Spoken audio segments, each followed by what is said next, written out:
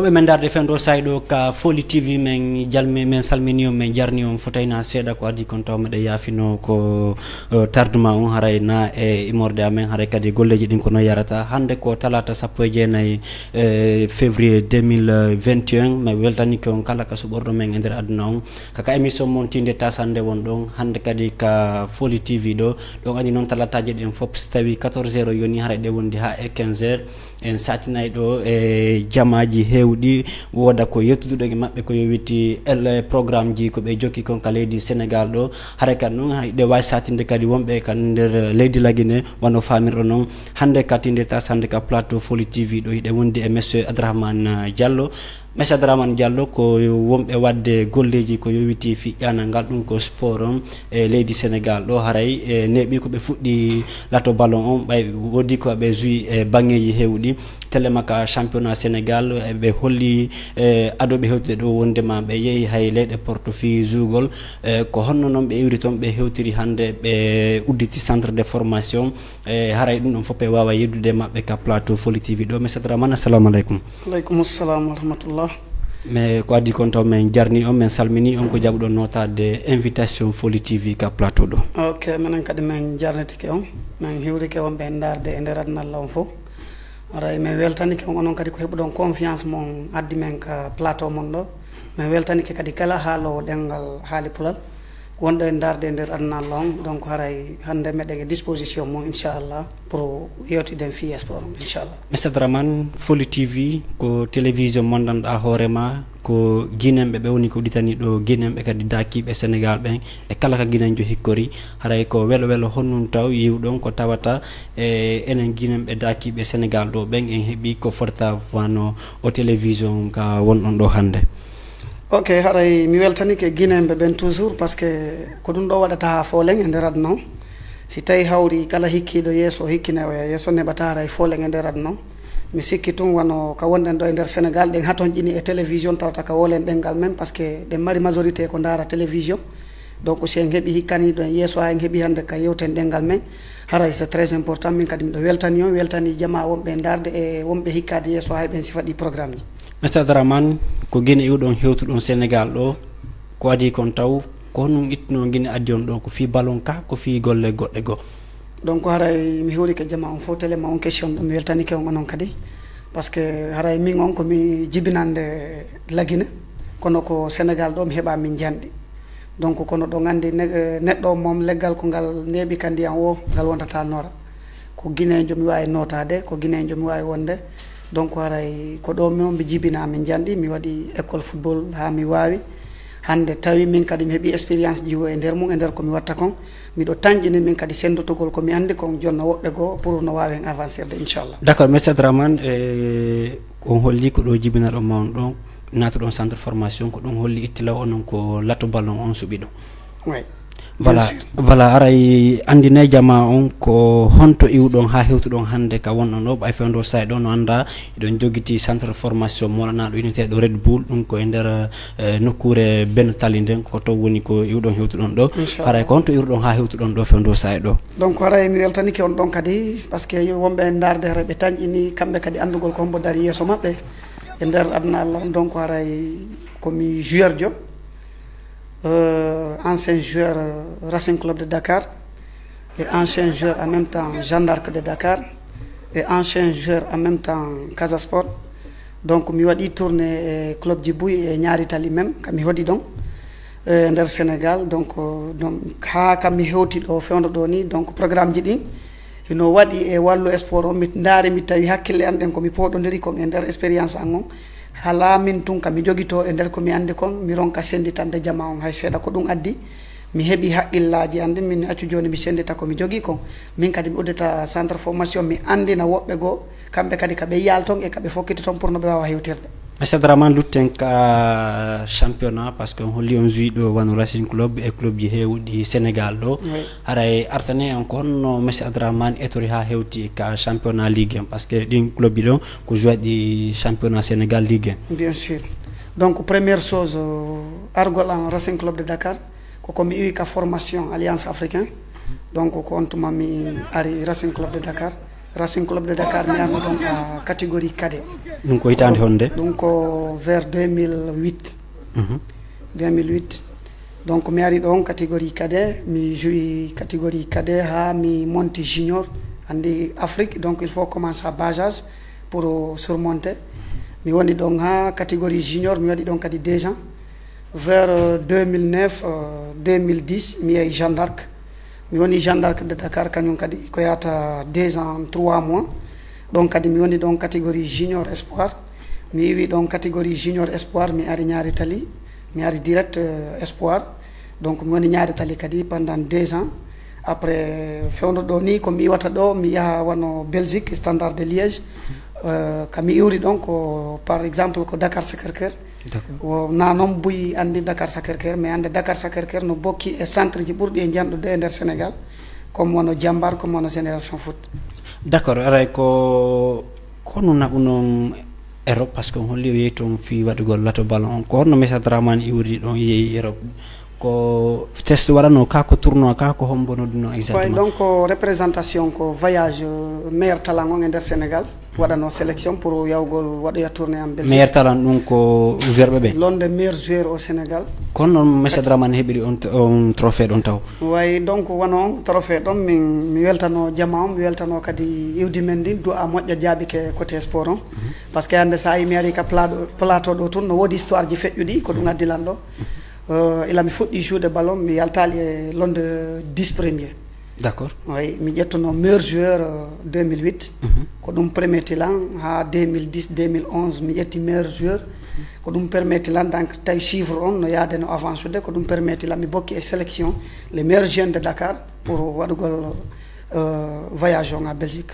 voilà haray ko onno haaju on feƴƴirno Belgique to way Belgique mi yewno toon haaju on feƴƴi normal par ce que Sénégal no bokki l'un des meilleurs pays formoɓe e nder talent e nder Afrique mi yewno toon feƴƴi e jaam moƴƴere ko noon andi disposition e sport hande hande hay so tawi club ƴettima il fallait que ɓe yewtida e club ka iwruɗa ɗon ɓe wona entente londe salaire ou londe carrière si tawi ɓe waɗi entente après waɗa retourné a yata toon direct waɗa resté par ce que aray koye club iwɗa woduno komin yewtidi toon côté Standard de Liège et Athènes kañum ma e Anderlecht woɗɗuno to yewtuɓe fiyan kono tawi il faut que min yiltito taw staff on yewtida si hawri wawi moƴƴude tawi no arrange ɓe hino arrange lam min kadi aray mi wawa yiltitade ko ɗum wonno programme on premier komi yiye Belgique voilà haray noon e nder yewtere mon nden est ce que o yewtuno toon hunde nder nanɗa hoorema arrange Messa Dramane arrange kadi club ka Messa Dramane iwi ɗon way donc ɗon kadi min yewtuno tawi ɓe landilam tawi tigui tigui on hino arrange lam par ce que andi jeune africain hande si club landike ma e nder Europe haray sa andali ko woni toon ko haray ti rêve d' être là-bas haray ɗa waɗi rêve yewtoygol toon pour jama o yiyama tawi miɗo weltori moƴƴa club on kadi no weltori mais e nder mum mi heeɓi choc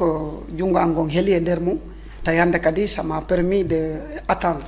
okkilan kadi temps mi tawi il faut que mi ƴetta temps pour yeltitagol koye ɗum noon e nder ɗum komi ƴetti ɗon temps kon affaire on tawi hande kadi message on acci pasude d'accord ouais. voilà on hewti e Sénégal ga taw ɗon on holli wondema haajo yarano no fadira ɗon noon toon ko ɗum waɗi si artuɗon leydi Sénégal ga bien sûr on arti on tawi ha joni ko ma lutton ka banggal ƴanere haray ko ɗum waɗi si luttuɗon o centre formation wonɗo Red Bull unité ɗo Red Bull ɗum ko e nder voilà de Dakar ɗum ko e nder Benetali on voilà artane en ko saabu hon waɗi si luttuɗon on centre ɗon ok donc ɗon kadi mi weltanike on par ce que centre on hande miɗo wawi wiide himo bokki e centre ji ɓurɗi wonde e progressude yarde yesso e nder Sénégal surtout au commune de Dakar par ce que meɗen bokki e nder championnat district de Dakar donc Red Bull de Dakar ko signifie ko force rouge de Dakar donc min hari ila mi woni pay kon komi woni joueur de sago an ko wallitagol jama men on par ce que no wodi mo kala haqqille mum ko wata wallude heddiɗo ko wallugol jama on tawa difficulté ji ɗi menen men feƴƴi ɗin e nder sport on pour évoluegol ngol hara kamɓe ɓe rewata e majji par ce que sa takkike e nder quartier pour hewtugol ka wonɗa ɗon si anduɗon ari tun a hewtoye donc noon joni menen kadi meɗen ɗo ka laawol pour conduitugol jama on ɓe hewta kaɓe woni ɗon so tawi Allah no muuyi kaɓe faala ɗon hara ɓe taraki ha ɓurta ko menen no men tarori noon ko ɗum hokkilan progrès e science pour uddutugol centre on pour wallugol jeune on hara joni par ce que âge on no yaawi formation ji ɗin no ɗuuɗi donc mais si tawi tun yiɗa andi kadi lawol ngol ɓurgol raɓɓuɗude ngol kala mo Allah muuyo progression mum so hewti e ma inchallah haray wawa e marsude ko hitande nde uddituɗon on centre wiyeteɗo Red Bull de Dakar? Centre ngo udditama ça fait 3 ans maintenant o heeɓi duuɓi tati donc mi sikki tun kadi wono ila uddita woodi kadi club ji boyi waɗɗi reconnaissant e club on meɗen waɗi jokko pour si en cas de cas si talent yalti toon tawa joni min wawa e jonnodirde donc ɗum ɗon kadi progrès centre on neɓali ko uddita mais affaire on waɗi plus vite possible par ce que joni réseau sociaux on ino walliti jama on pour affaire ji ɗin wawa yaade normal. Ko catégorie homɓe woni voilà o yafoto ko catégorie homɓe woni kasantoɗon junior senior aɗo ɓiƴƴe ɗum donc wono centre on kadi no fuɗɗi premier catégorie on ko poussin par ce que ko ɗon woni premier base de formateur ko poussin ari pipi ari binge ari minime ari cadet ari junior ari senior meɗen jogui ɗin ɗon catégorie ji fof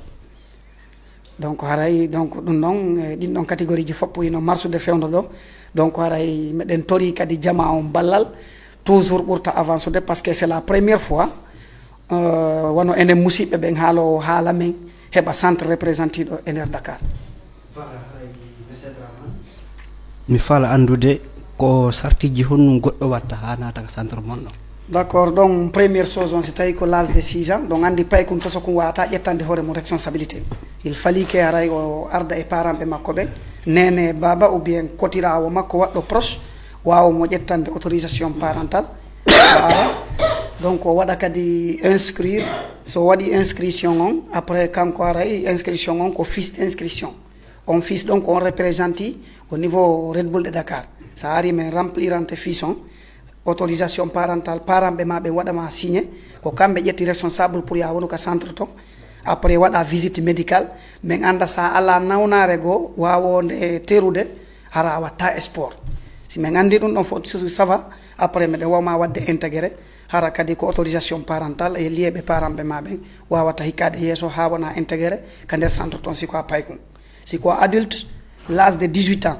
ɗa wawi ƴettande hoorema responsable haray no woodi a yaha waɗoya visite médicale arda kadi e témoin pour wawa natude ka nder centre donc kadi moƴƴinandeɗa fiche d' interrogation après fiche on représentanoma ka ko on ɗon woni légal hiɗa ka nder centre pour en cas de cas si woodi club faalaɗoma ko on ɗon fiche wonata hakkude Red Bull de Dakar e club ka yahata to oui. Ko fala andude monsieur Dramane e nder programme o yewtuɗon ɗo ɗon fof ko honto centre mon on humiti? Ok, centre on no humi par exemple progression jeune des sports africain deuxièmement évaluation meɗen faala dans 2 ans ou 3 ans beaucoup gol e nder championnat Sénégal on ara première division on min waway waddemo hecco inchallah par ce que mi joui ɗo club ji buy no andilan donc min kadi hande miɗo yiiɗi participe gol au niveau sport sénégalais pour évaluation encore au sport sénégalais sport africain donc combat on ko arrivugol au première division Sénégal wawa formude demain les talents de jeunes sénégalais et jeunes africains inchallah. Voilà haray fewndo say ɗo ko on holli ɗon faala hewtude onon kadi ka championnat ligue en Sénégal inchallah. Voilà haray enon centre mon hara ko non tigui naɓi joueur ɓe mon ɓen ka championnat national inchallah. andine men ko moyen ji honɗum fewndo say ɗo alaji honɗum marɗon fi wawugol hewtugol ka championnat Sénégal? Ok, donc fewndo ɗo mom meɗe andi moyen on ko petit mais talent on ko beaucoup. D'accord. On compte beaucoup sur les talents meɗen waɗi talent on hikkini talent on yesso pour arrivugol au bout parce que hande nder Sénégal buyno ton fayida ko ɓe hoolori men ko talent on parce que joni football on ko football moderne noon ko menen kadi jeune moderne on wawata expose gol football moderne parce que menen koye ɗum ɗon min forma hande kadi formation ji goɗɗi goo wonnoɓe ɓen avant pour yoɓe wawa arrivude au football moderne seulement les jeunes qui sont produits au football moderne qui peut arriver au football moderne donc fewndo ɗo ni miɗo bokki e nder entraîneur ɓe formoɓe football moderne e nder Sénégal donc ɗum ɗon tun no hokkilan confiance demain inchallah je vais arriver au bout, Inch'Allah. Voilà, Mr. Dramane yiɗitoto ko rési rapidement si radio walla en yiiden élément mo gandanɗa hoore ma min hewtuno ko centre formation mon toon min tindi menen e joueur ɓe mom ɓen e onon tigui min yi ko wonɗo wadde kon haray caméraman jo amen o wawno ƴettude toon image ji yidditoto ko rési rapidement e technicien jo walla en garɗo ok, merci.